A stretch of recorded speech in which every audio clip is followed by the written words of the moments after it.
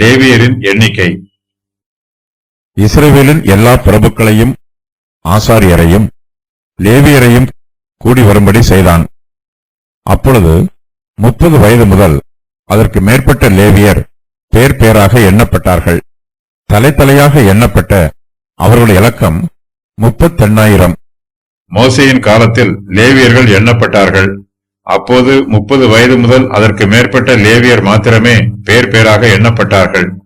லேவியின் புத்திரருக்குள்ளே இருக்கிற கோகாத் புத்திரருடைய பிதாக்களின் வீட்டு வம்சங்களில் ஆசரிப்பு கூடாரத்திலே வேலை செய்யும் சேனைக்கு உட்படத்தக்க 30 வயது முதல் 50 வயது வரைக்கும் உள்ள எல்லோரையும் எண்ணி தொகையிடுவாயாக. எண்ணாகமம் 4:2-3.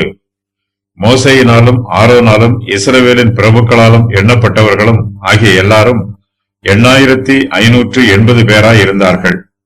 எண்ணாகமம் 4:47-48. மோசேயின் காலத்தில் லேவியரின் எண்ணிக்கை 8580 பேராக இருந்தது. தாவீதின் காலத்தில் மோசேயின் பிரமாணத்தின்படி 30 வயது முதல் அதற்கு மேற்பட்ட லேவியர் பேர் பேராக எண்ணப்படுகிறார்கள். இப்போது அவர்களுடைய இலக்கம் 38,000 பேராய் இருக்கிறது.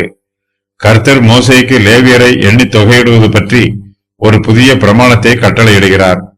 25 வயது முதல் அதற்கு மேற்பட்ட வயதுள்ள யாவரும் ஆசரிப்பு கூடாரத்தின் பணிவிடையை செய்யும் சேனையிலே சேவிக்க வரவேண்டும் என்று கர்த்தர் மோசேக்கு சொல்லுகிறார்.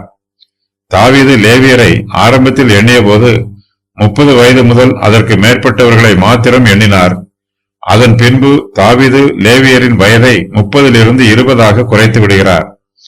தங்கள் பிதாக்களுடைய குடும்பங்களின்படி பிதாக்களின் தலைமையாய் இருந்த லேவி புத்திரரின் பேர் டாப்பின்படி தலையாக எண்ணப்பட்ட 20 வயது முதல் அதற்கு மேற்பட்ட இவர்களுடைய சந்ததியார் கர்த்தருடைய ஆலயத்து பணிவிடையை செய்தார்கள்.